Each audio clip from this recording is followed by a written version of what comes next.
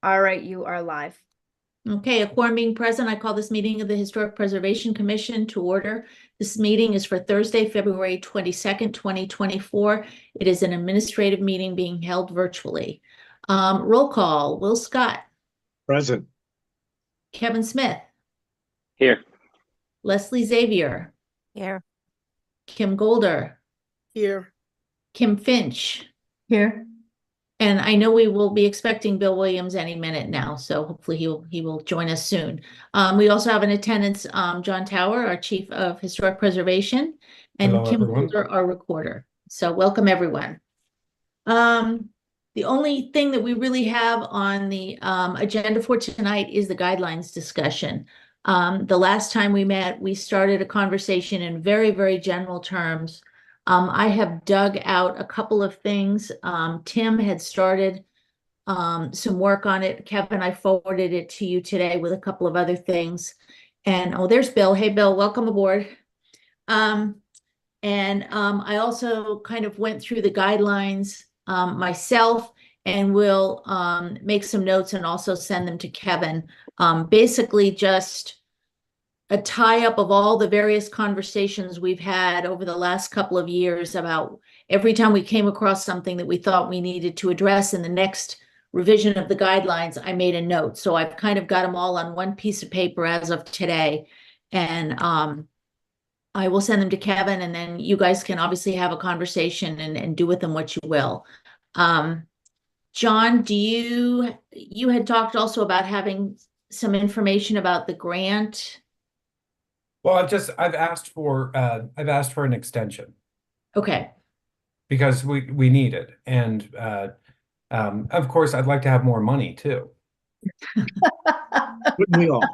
Anything else, John? So time and money. Right. Time, money, that's all we need.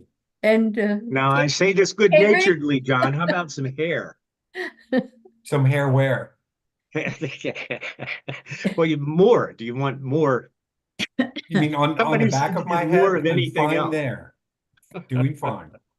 Thank you. All right. I think when we talked last time, I'm kind of just starting the conversation off, but jump in, people, with thoughts and everything.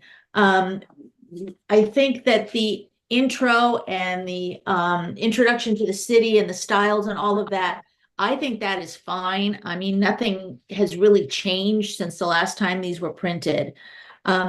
It's just the A through E sections where we really need to do some updating. And according to my notes that I got from Tim, a lot of it is bringing guidelines that work up to date.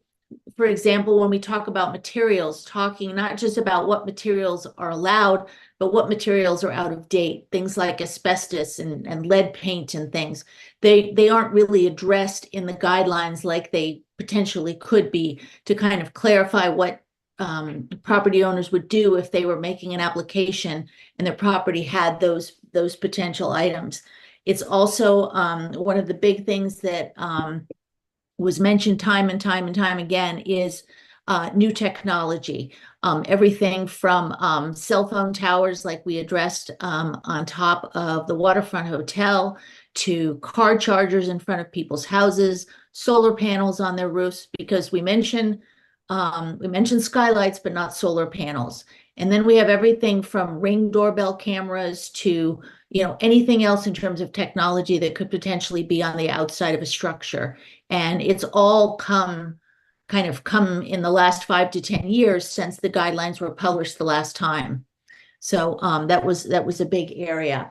And then obviously the things that John has mentioned many times when he's met with us that are causing consternation in the, shall we say, the Main Street corridor, where there are things that are of concern to either the Historic Preservation Department or the property owners in this case, which would be stores and restaurants. So I think those are some of the big areas that we talked about. Does anybody want to start the conversation? Anybody have some thoughts? John, you were talking about, or excuse me, Will, you were talking about the stuff that you found just from Googling. Yeah, I was just going to say that because of all these electronic issues that you just enumerated, most of them, um, I was thinking about our meeting and our discussion from the previous meeting, and I just Googled historic preservation and electronic antennae, and the first thing that popped up was the National Capital Planning Commission guidelines have been revised in the last couple of years to take all of this into account. And that's sort of the way that I think we might proceed most effectively, because clearly, even with a consultant, John and a consultant can't do it all. Maybe we can parcel it out with this document that Bobby nicely prepared. We could all select one area because there's a lot of stuff out there.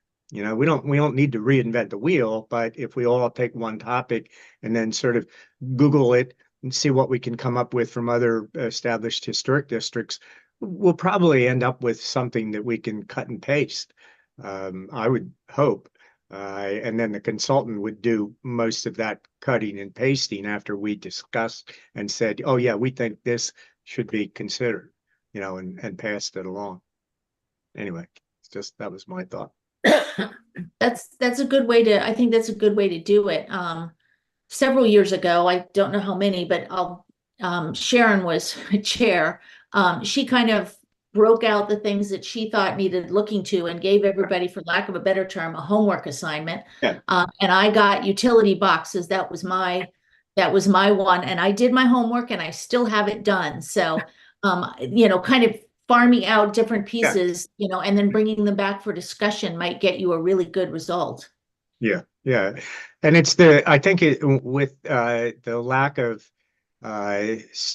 in-house staff, you know, if we were a big city and had a big planning department, yeah, somebody would get tasked with doing this. Right. But John's got his hands full day-to-day activities. So we're volunteers and we're not getting paid, but we're interested in historic preservation. And it seems like a way to share the work without overburdening any one of us and keeping the process moving forward.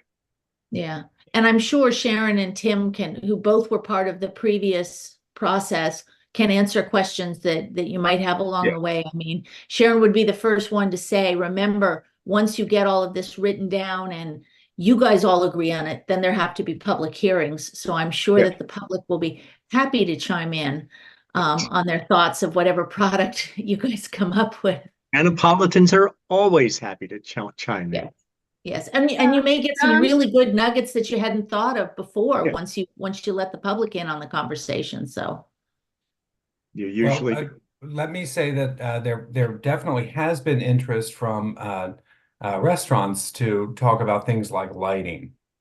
And also, I think it's important for us to keep in mind that, and I met with Ross Arnett today, that Ross and Ellie, and is it who else? Another alder person are writing guidelines for outdoor dining in restaurants.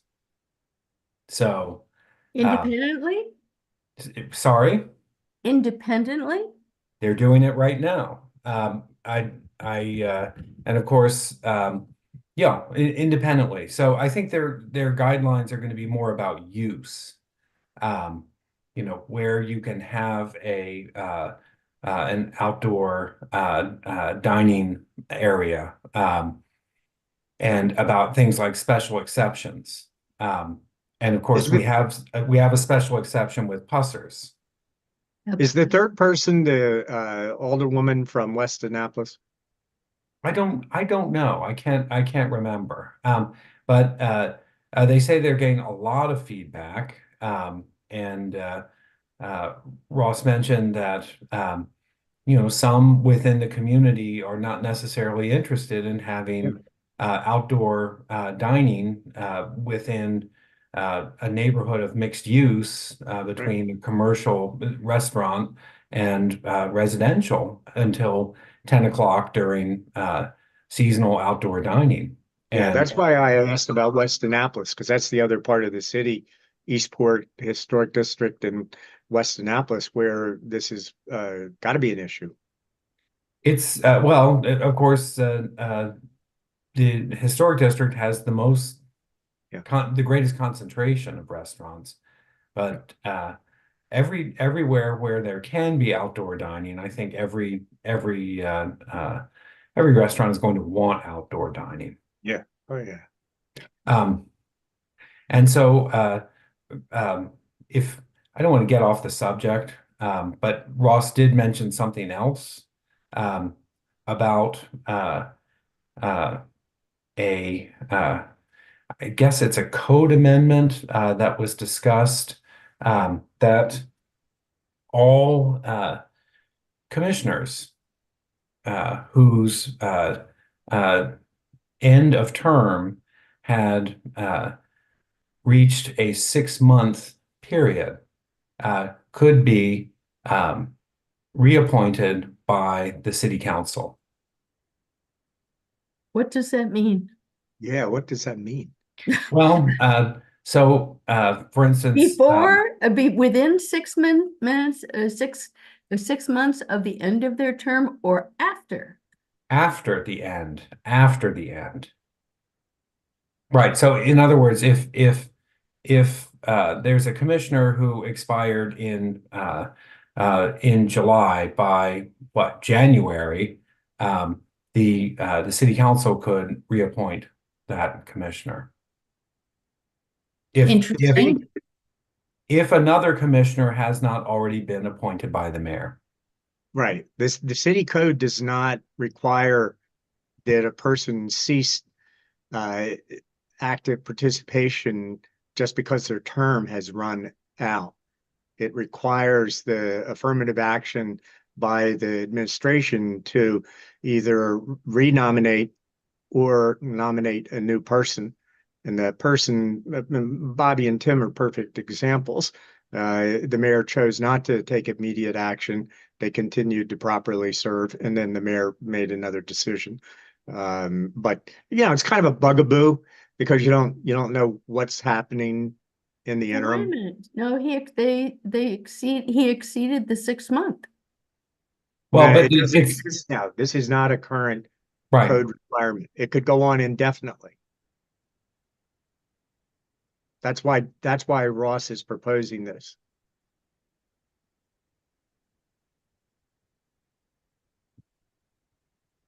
Were you already aware of this, Will? Aware of What I no, mentioned? but I heard Ross talk about it, and it is. I've served on commissions for so long that I understand it's like a loophole, if you will, that leaves a commission potentially shorthanded. It leaves an individual like Bobby not sure of, whether she would be continuing in the position or not. And an alderman worth his salt or her salt is going to see an opportunity to exert authority over the decisions of the administration, and that's clearly what this is. With all, it's proper, but that's what it is. It's, Ross is saying, if you're not going to act, we're going to act for you. Unfortunately, it has some little overtones of what the county council did recently, which was a big mistake. I'm not saying this is a big mistake, but it sounds similar.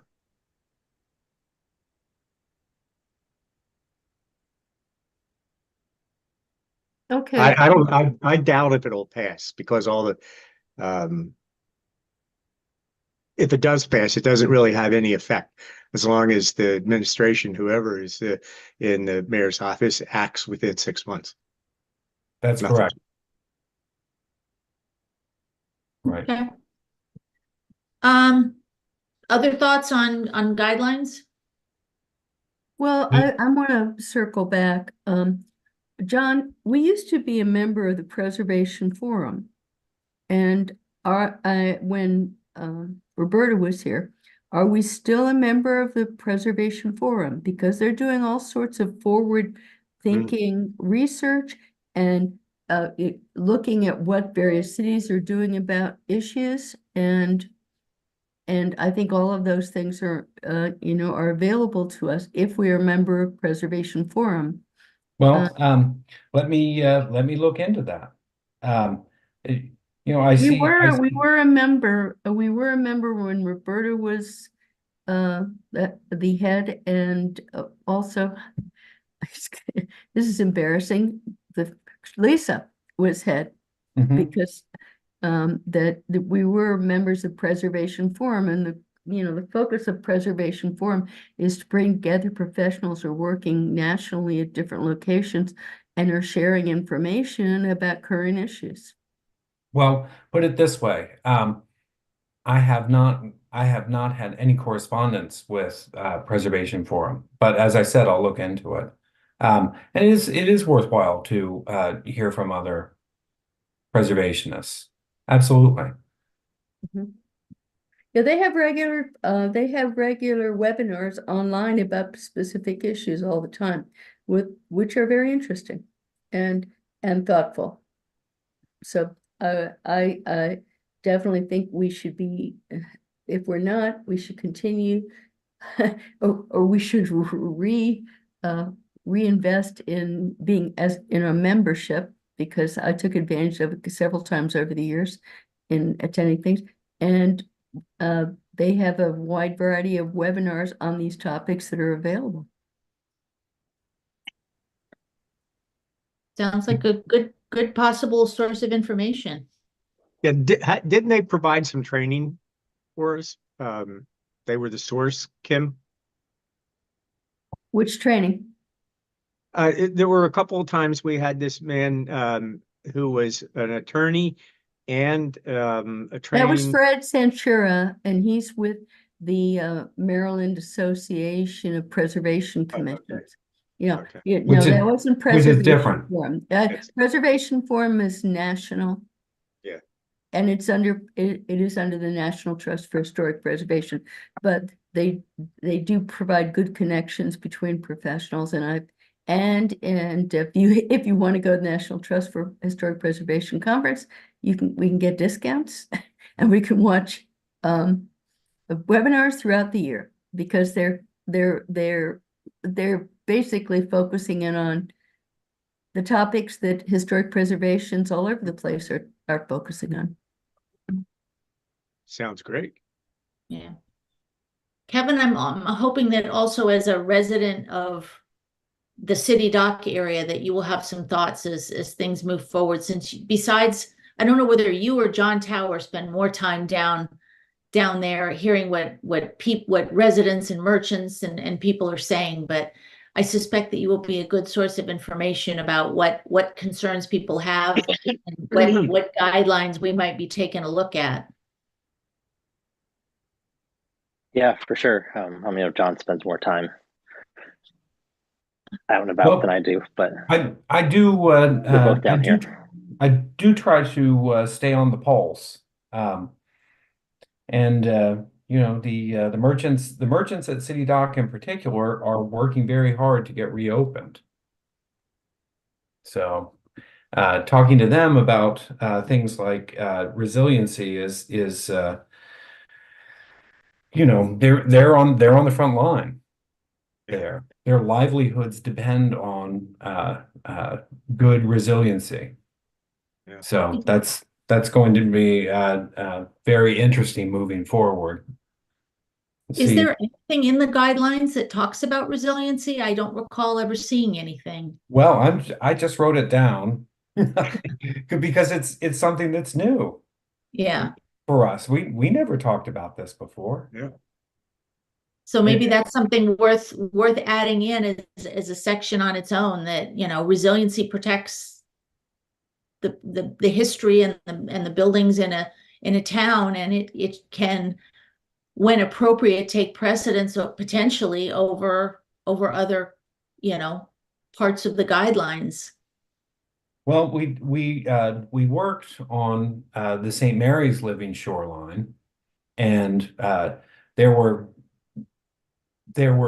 advances in the design that simplified it and made it more affordable. But I think that MDE walked away and they lost their funding. But Mm.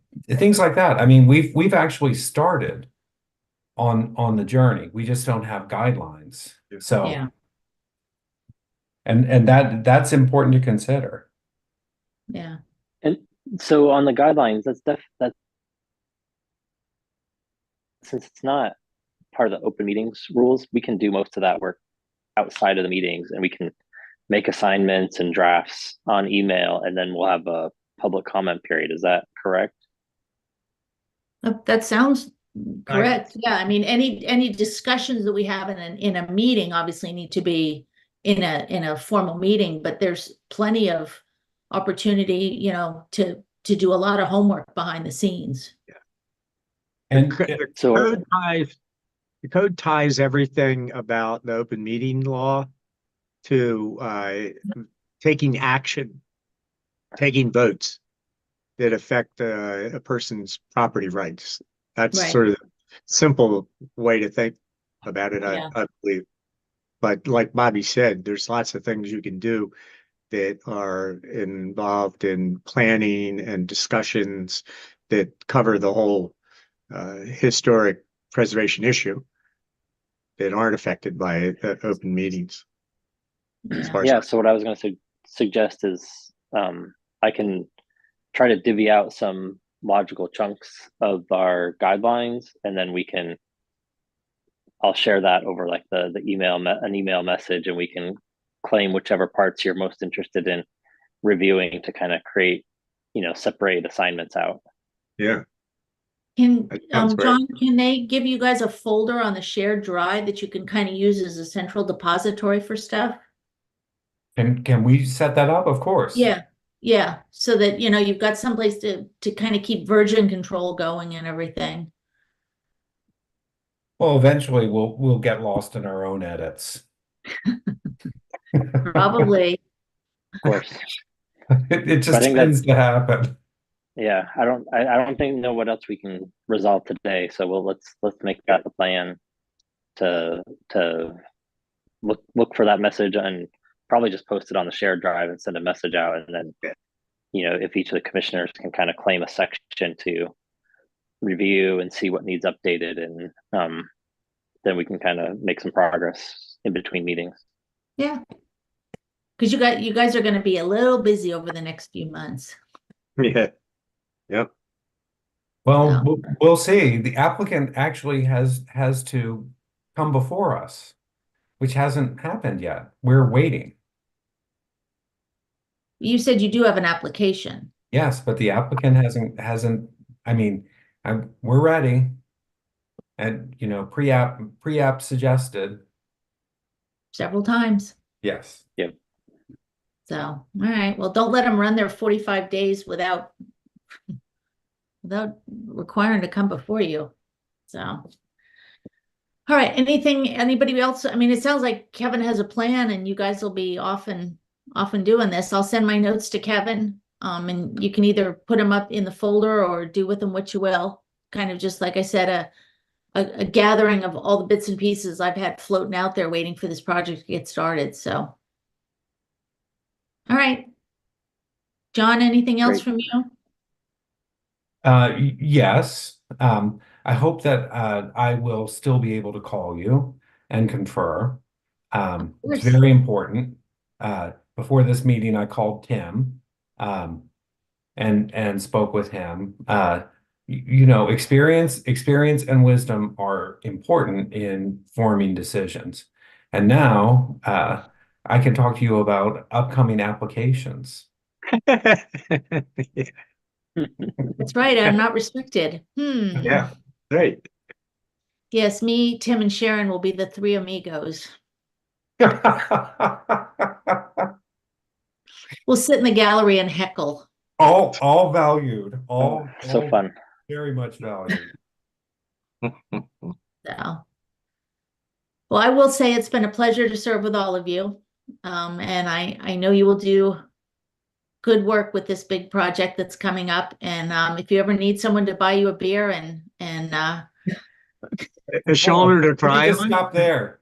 Huh? The part. Okay. So. All right, if there's nothing else, then I will let you guys go and enjoy the rest of your evening. And I will look forward to watching you guys on YouTube or from the gallery. Bobby, Thanks, thank you. Bobby. Yes, Thank you, Bobby. It's been Thank a you very pleasure. I much. hope to see you around. All right, take care. Goodbye. Bye.